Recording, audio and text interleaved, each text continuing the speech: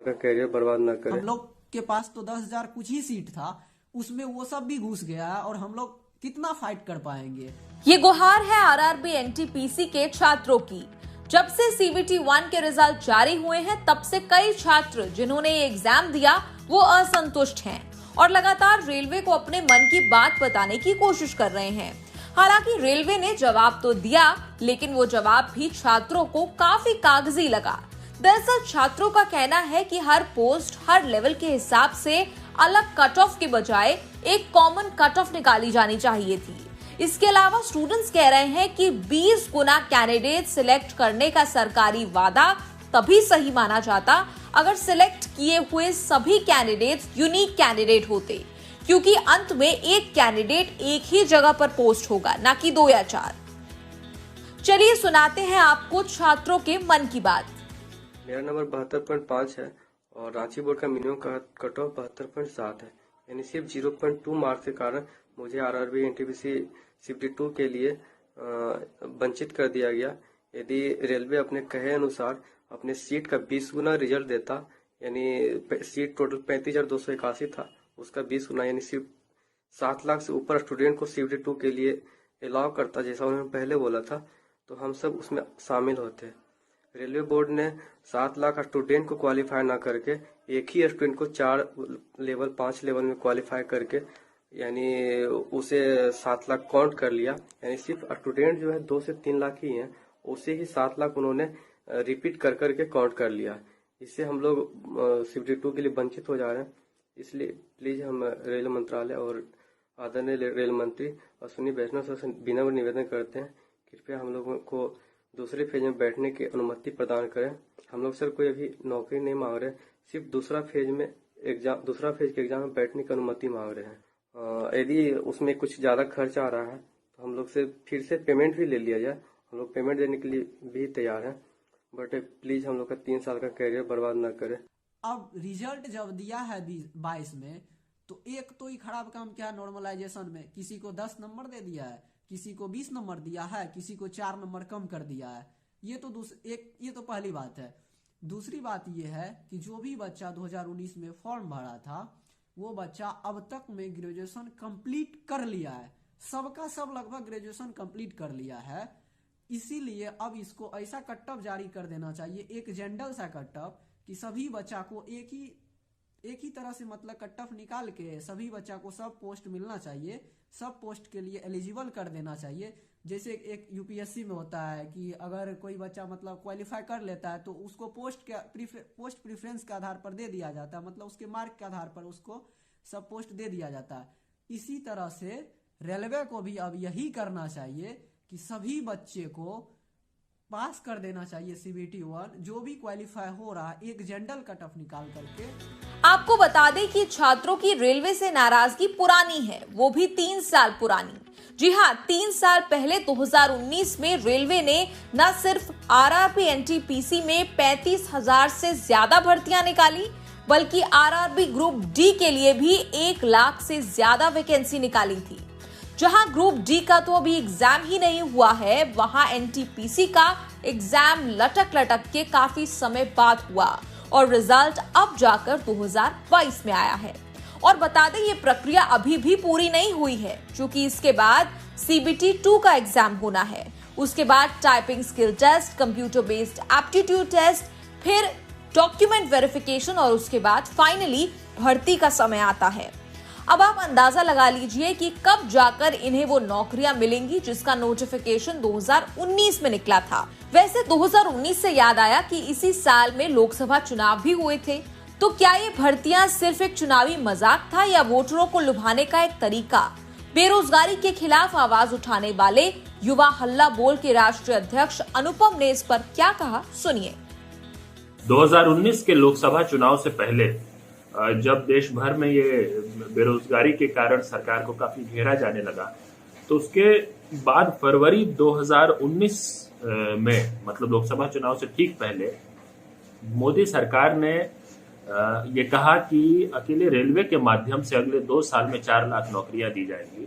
और रेल मंत्री पीयूष गोयल के ऐसा कहने के तुरंत बाद रेलवे ग्रुप डी और एनटीपीसी का विज्ञापन जारी हुआ था।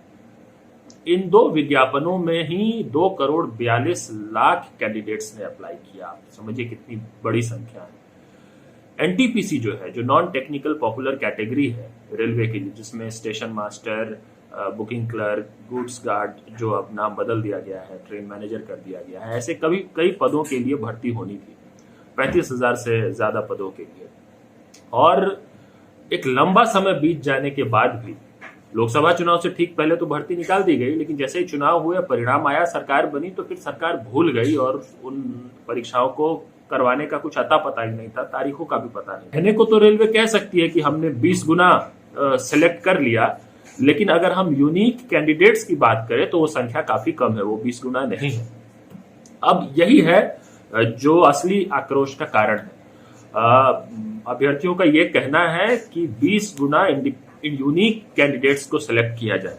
मेरा मानना है कि ये मांग गलत नहीं है, बिल्कुल वाजिब मांग है कि CBT 1 के परीक्षा परिणामों में 20 गुना यूनिक कैंडिडेट्स को रेलवे सिलेक्ट करे। अब रेलवे ये कह सकती है कि हमारे जो विज्ञापन में था हमने तो उसका पालन किया, ये सब सही बातें हो सकती है रेलवे की, लेकिन सरकार को ये समझने की जरूरत है कि एक भर्ती परीक्षा के लिए, जिसके लिए युवाओं ने 3 साल इंतजार किया, अभी 3 साल के इंतजार के बाद तो पहले चरण के परीक्षा का परिणाम आया है, अभी तो हमको पता भी नहीं कि आगे और कितना समय लगेगा, CBT 2 में कितना समय लगेगा, उसका रिजल्ट आने में कितना समय लगेगा, ज्वाइनिंग होते होते तक पता नहीं कितने वर्ष बीत जाएंगे। सरकार को यह सुनिश्चित करना चाहिए कि कम से कम जो 20 लाख यूनिक कैंडिडेट्स को सिलेक्ट करने की बात है उसको माने। इसके लिए अगर जरूरत पड़ती है, उनको लगता है कि नहीं उनके विज्ञापन में यह प्रावधान नहीं है, तो सरकार पूरी तरह से अधिकृत है कि अपने विज्ञापन को संशोधित करके इस तरह का प्रावधान बना सकती है। कई सरकारी एग्जामों में छात्रों की तैयारी कराने वाले मैथ्स गुरु अभिनय शर्मा ने भी इन भर्तियों को चुनावी मजाक बताया। सुनिए उनकी पूरी बात। अब बात आती है, परीक्षा हुई, नोटिफिकेशन में कहा गया कि 20 गुना अभ्यर्थी को लेंगे अलग अलग लेवल पर। रेलवे के हिसाब से उन्होंने 20 गुना कैंडिडेट के नाम लिए भी हैं, ठीक है, बहुत अच्छी बात है। नोटिफिकेशन में शब्दों को उन्होंने बहुत अच्छे से मढ़ा है, लेकिन 85 नंबर लेकर भी कहीं और भी ज्यादा नंबर हैं बच्चों के। CBT 1 में भी सिलेक्शन नहीं हो रहा, CBT 2 में क्या ये कट ऑफ 99 रखेंगे? अगर इतनी चिंता है बच्चों की कि उन्हें कंपटीशन करने का जरिया तो दो। CBT 1 CBT 2 में दोनों का अपना तगड़ा कंपटीशन दे पाए बच्चा। मैं ये नहीं कह रहा कि 30 नंबर लाने वाले को CBT 2 में बिठा दो। देखिए, सबसे जरूरी बात यह है कि रेलवे का ये कहना है कि सब कोचिंग संस्थानों का किया धरा है, उन्होंने अपने कोर्स बेच लिए, अब छात्र पास नहीं हुए इसलिए ऐसा कर रहे हैं। 2019 में परीक्षा होनी थी, 2 साल तक परीक्षा नहीं हुई, तब आपको किसने याद दिलाया? बच्चों ने या खुद टीचरों ने? जब कोई धांधली होती है तब कौन याद दिलाता है, बच्चे या टीचर? 2-3 साल तक रेलवे 500-500 रुपए लेके लोगों की बैठी रही, 1 साल में एग्जाम नहीं करवाया। तब ऐसा रूल भी बना देते कि जुर्माने के तौर पे 500 रुपए, 1000 रुपए हर महीने के हिसाब से लौटाएंगे। नोटिफिकेशन अपनी सहूलियत के हिसाब से इन्होंने बना लिया है कि हम जो चाहेंगे वो मान लेंगे। नोटिफिकेशन में लिखा था उसी हिसाब से काम होगा, तो सब काम नोटिफिकेशन के हिसाब से तो नहीं चल पाया। नेता लोग कह देते हैं चुनाव में इतने लाख लोगों को रोजगार देंगे, मिल गया रोजगार, 4-4 साल में भर्ती नहीं हो पा रही। मुद्दा तो ये है कि रेलवे का सबसे इंपोर्टेंट मुद्दा है कि जब चुनाव टाइम से टाइम हो सकता है तो नेता सपने में भी कोई नहीं सोच सकता कि 10 मार्च की जगह 11 को रिजल्ट आ जाएगा। तो ऐसा क्यों है कि एग्जाम टाइम पे नहीं हो सकता? परीक्षा सालों साल लटक रही है। NSUI यानी national students union of India के राष्ट्रीय अध्यक्ष नीरज कुंदन ने भी इस मामले पर अपनी बात रखी और पूछा कि आखिर सरकार छात्रों का रोजगार, उनका हक उनसे क्यों छीन रही है। रेलवे जो है, रेलवे लाखों युवाओं को जो है रोजगार देने का काम जो है करती आई है, परंतु जब से भाजपा की सरकार आई है, हर जगह से रोजगार की जब हम बात करते हैं तो युवाओं के पेट पर लात मारने का काम जो है ये सरकार करती है। अगर हम बात करें NTPC जो RRB का एग्जाम जो है वो कंडक्ट कराती है, सबसे पहले तो इसकी नोटिफिकेशन आती है तो सालों तक जो है छात्रों को धरने प्रदर्शन जो है वो करने पड़ते हैं कि उसका जो है एग्जाम जो है वो लिया जाए। पहले तो एग्जाम में देरी होती है, एग्जाम होता है तो एग्जाम के बाद फिर से छात्रों को संघर्ष करना पड़ता है कि उस एग्जाम का जो उन्होंने दिया है उसका रिजल्ट आए, और रिजल्ट आने के बाद भी छात्रों का संघर्ष जो है वो खत्म नहीं होता है। साथियों, अब ये जो सरकार है वो छात्रों के रोजगार के साथ इस तरीके से खेल रही है कि अब रिजल्ट आने के बाद एक एक छात्रों को जो है 7-7 पोस्टों के लिए 5 से 7 पोस्टों के लिए जो है उनका इंटरव्यू लिया जा रहा है। इसका लास्ट में तात्पर्य यही निकलता है कि अंत में एक छात्र जो है एक ही नौकरी कर पाएगा। रेलवे ने इस पर अपनी सफाई भी दी है और सफाई का पूरा आधार 2019 में जारी किया गया वो नोटिफिकेशन है जिसे बार बार कोट करते हुए रेलवे बता रहा है कि भाई हमने उसमें सब कुछ पहले ही बता दिया था। रेलवे के वरिष्ठ अधिकारियों ने न्यूज तक से बातचीत में सभी आरोपों का खंडन किया था और कहा था कि ये पूरा कोचिंग इंस्टीट्यूट्स द्वारा ड्रिवन है।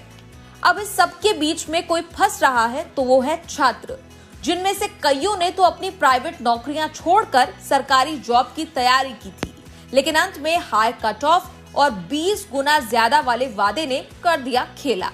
अब अच्छे मार्क्स लाकर भी ये छात्र जाएं भी तो कहां जाएं? सवाल कई सारे हैं, जवाब कम। भर्तियों की तरह शायद वो भी सिर्फ एक कागज का टुकड़ा है।